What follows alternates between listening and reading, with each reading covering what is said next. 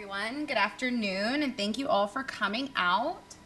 So today I want to talk to you guys a little bit about a project that I actually did a research on tap for earlier this year, which is projects that I'm currently turning into a book called Refuge. And today I'm going to talk about the potential and the power of comparative research to thinking about issues of refugee resettlement and displacement, particularly when it comes to thinking about social policy. So, in terms of background, what you have on your screen is the covered market of Homs, Syria. And as you all know, a war that broke out there in 2011 has resulted in a tremendous amount of havoc and the destruction of the physical places, but also the homes, the sense of home of people who are there, the Syrians who are there. And as a result, as many of you know, around almost 6 million people have fled Syria. About 11 million are internally displaced, but 6 million have actually fled the country. And those fleeing the country immediately, as Hamid and Carrie and as Yanis pointed out, go to countries of immediate refuge, countries super proximate to Syria, countries like Jordan, Lebanon, and Turkey primarily. In Lebanon, a country of just 6 million people is currently housing about 1 million Syrian refugees. So what results is that these countries' infrastructures become severely overburdened. And though the countries are welcoming to refugees and open their doors to them, there are all kinds of issues that arise, right? There's infrastructural issues, there's issues of education, there's issues of accessing healthcare, there's issues of getting work permits.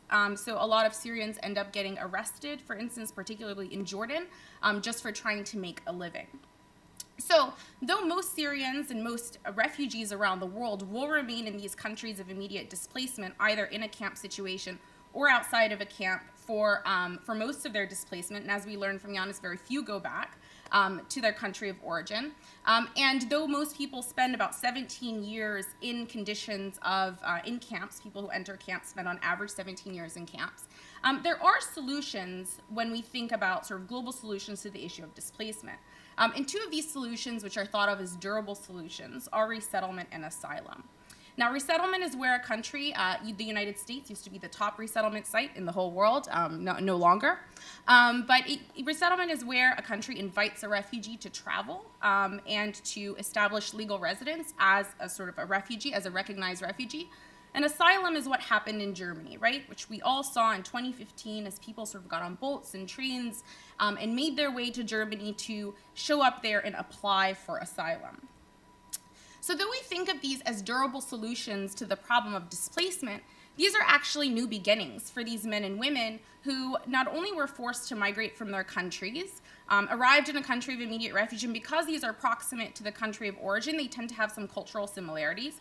But now, with the move to resettlement or the move to asylum, which tend to be to high-income countries that can take refugees, what you end up with is situations where people, sort of their language isn't spoken, their culture isn't the majority culture, and they end up minorities and feeling sort of marginalized.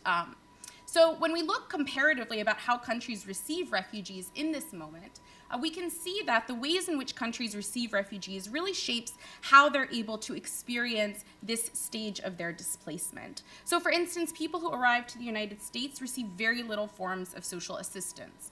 People who arrive in Canada receive slightly higher forms of social assistance. And people who arrive in Germany, I find in my research, receive social assistance but have their credentials or their skills not be recognized.